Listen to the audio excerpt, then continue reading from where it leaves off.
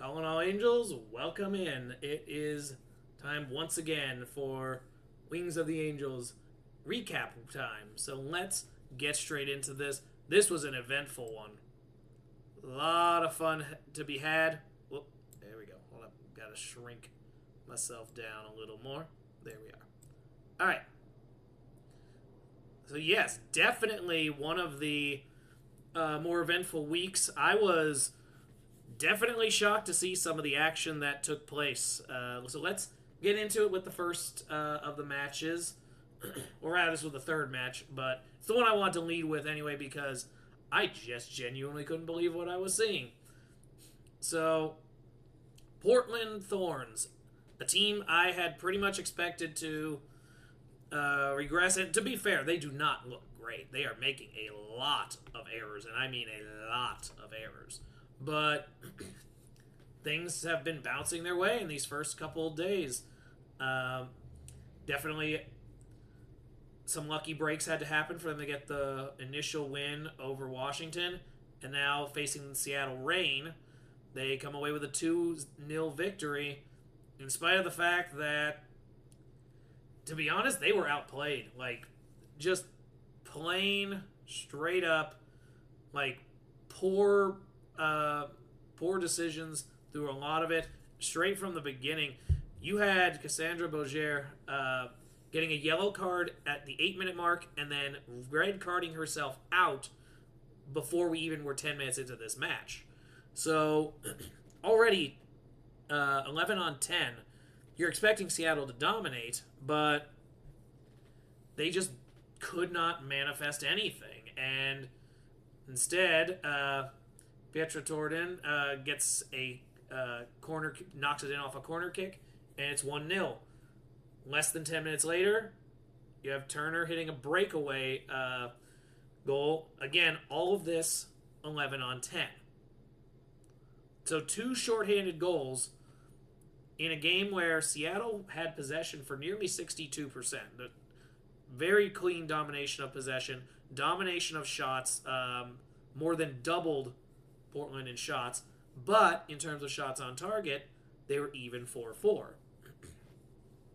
Seattle was not getting quality looks. And this is despite the fact that 57 minutes into the match, Reina Reyes took a red card for a bad foul.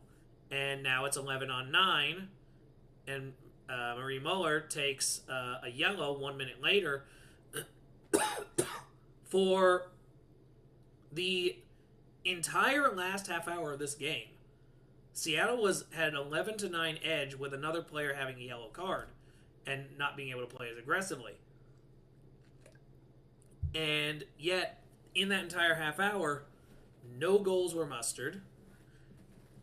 And in fact, the only thing of note is Holly Ward takes a yellow at the beginning of injury time.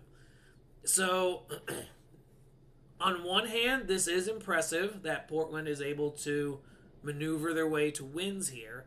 On the other, this is a red flag for Seattle Reign this year, that they were able to allow such a thing to happen here. Yes, it's an away game, but this is a rivalry game.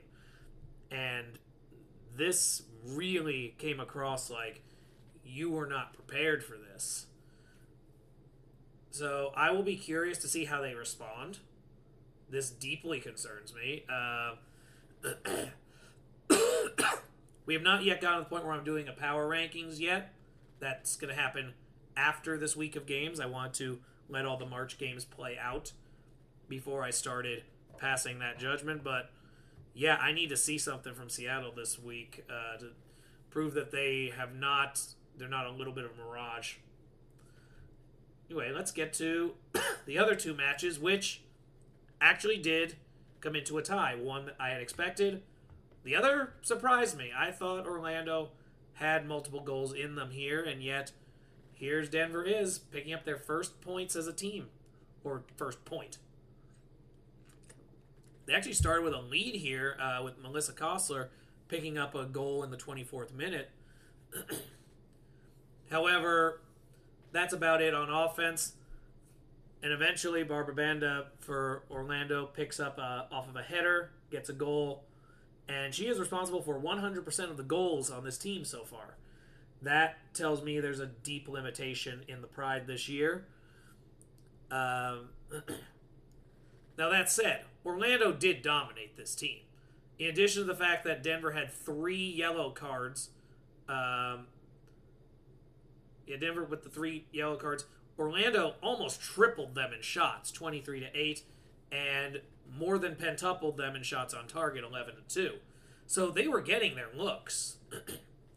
Just so happened that Denver only needed 2 shots to get themselves the 1 goal they needed.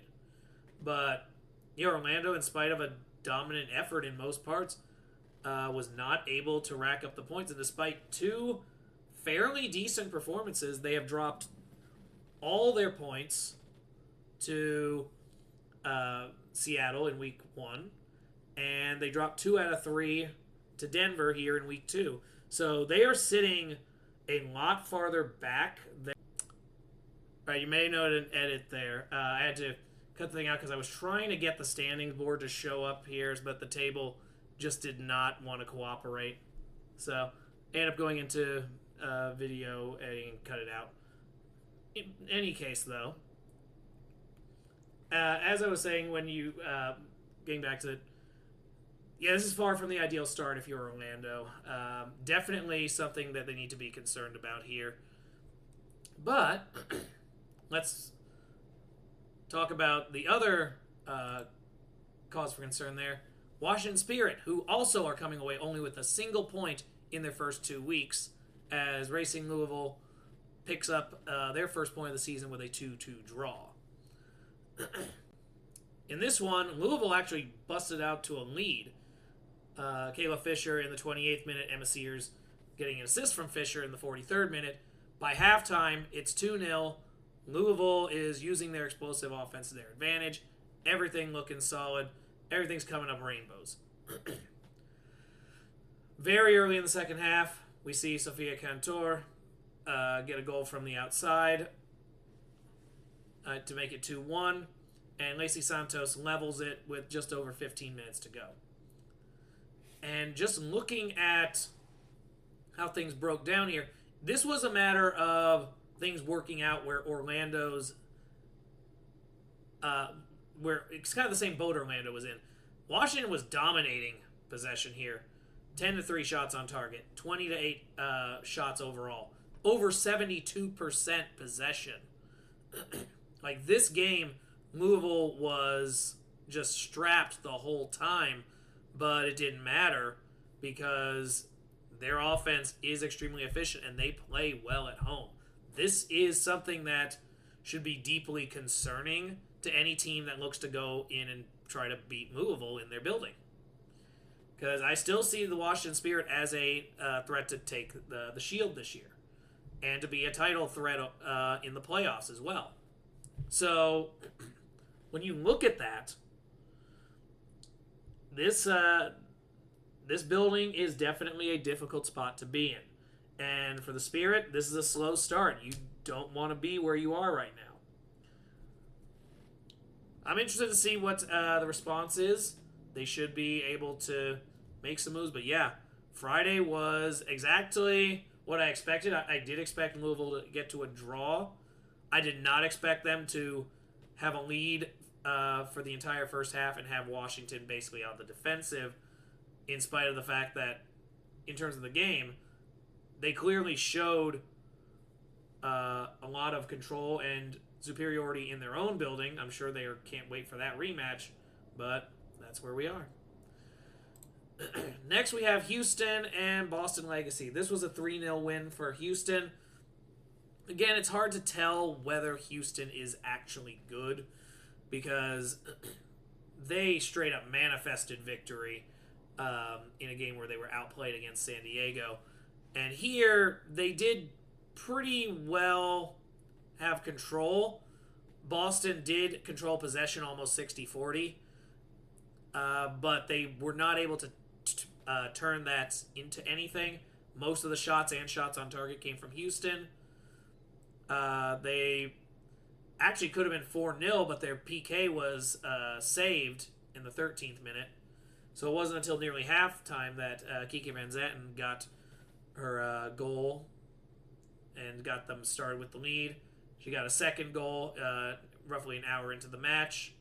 And then Kat Rader, about 5 minutes later, makes it 3-0.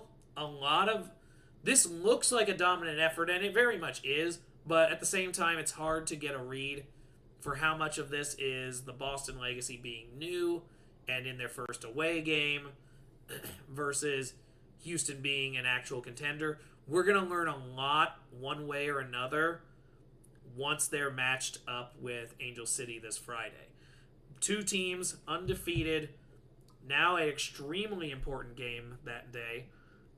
I'm optimistic we are going to get kind of a read on both of them in that game. So, yeah, lots of intrigue suddenly in the Houston Dash. Gotham FC and North Carolina Courage. I had this game circled as a major focal point this week because they are two teams that I have basically going back and forth for third place. And I kind of felt like I saw what I expected to see. Gotham did not want to give up a goal in their home stadium on their title day. Each team only managed one yellow card. Gotham was controlling possessions, but Carolina was getting more shots. And this led to a 0-0 draw. The double goose egg, and it worked for both of them, but yeah, I would say this is about what I expected. Gotham is able to step up to Carolina, but I do think Carolina is a slightly better team. And when they play down in the Raleigh area, we'll see that, I think, for sure. But Gotham does have a solid defense. They have managed to go 2 straight games without giving up a goal. Now, the problem is, in 2 matches, they've only managed 1 goal, and it was fairly late into a contest with an expansion team. So, all things considered, offensively, there should be some concerns here that does Gotham have the chops to maintain and be competitive. Now, we know that they can get hot for about a week. We've seen that happen before.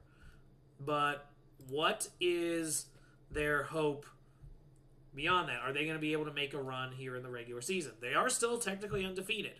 1 win, 1 draw. So, can they turn this into real momentum? Time will tell. This week is going to be very instructive for how everyone lines up and how we set our first hierarchy. All right, so look forward on that one.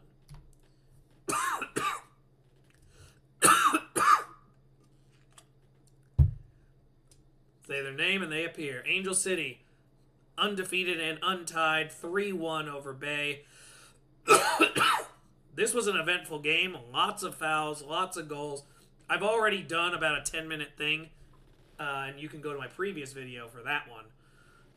But needless to say, a lot of goals early on. Taking a 3-0 lead within the first 53 minutes of the match before Taylor Huff finally scores the first goal against Angel City and Anderson, their goalkeeper. But it was not to be. As the longer we went, more yellow cards, more fouls. Taylor Huff ends up getting red carded, getting a yellow and the red all over the course of the injury time in the second half. And I think it's clear that Bay FC does have some pretty hard limitations this year. It's unclear how high they can go, but they definitely did not appear to be a team who was ready to make a run at the playoffs this season.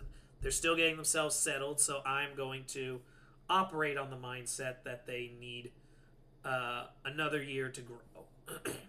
Angel City, we will know a little more once once they host Houston here on Friday. All right, now we get to the Sunday games, and this was weird. This was really weird. Chicago Stars, after taking a 4-0 drubbing at BMO in Los Angeles, get to their home debut, and pull off a victory against the Kansas City Current, who are still defending Shield champions.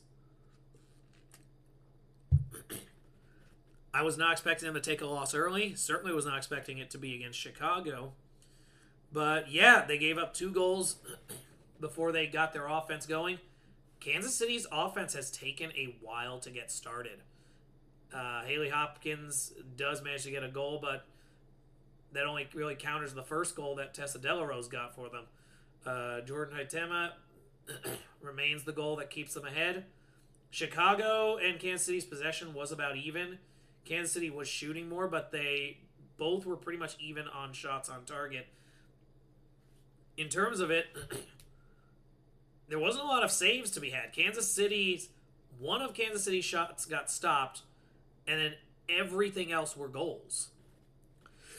And so, looking at the way these teams are, it does raise a concern.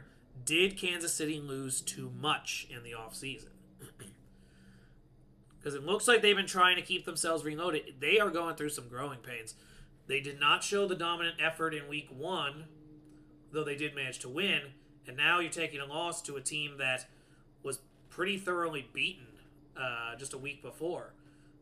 I'm sure there was a lot of pride to be had in Chicago to try to prove that they aren't just going to be a bottom feeder. But even still, Kansas City cannot be dropping matches like this, especially early on when they're trying to establish themselves. This is going to be a difficult season, I think, for Kansas City, and I'm curious to see how they respond. This week is going to be very instructive towards how much they've fallen versus if it's just a temporary reloading. And then lastly, we have one of the more eventful matches to be going on. That was Utah Royals versus San Diego Wave. Now, in this one, San Diego was out shooting Utah, but Utah was controlling possession a little bit. They were definitely committing a lot of fouls. Utah definitely appears to still be needing a little bit more of their discipline. They are punching a little bit above their weight right now. San Diego managed to have the lead early on, getting a shot from outside the box from Dudinha. And then they do manage to level it in the second half with Prazikar. But then as things continue, just a second yellow becomes a red. So we go to 11 on 10. And sure enough, 5 minutes later, Leah Godfrey manages the go-ahead goal for San Diego. And these are entirely self-inflicted mistakes. San Diego really probably should have taken another set of drop points, but is going to come away with 3 here because Utah made a lot of sloppy mistakes at the end. So I think Utah was trying to avoid the rough start. It looks like they're going to be dealing with it regardless. San Diego, we'll see if this sparks something.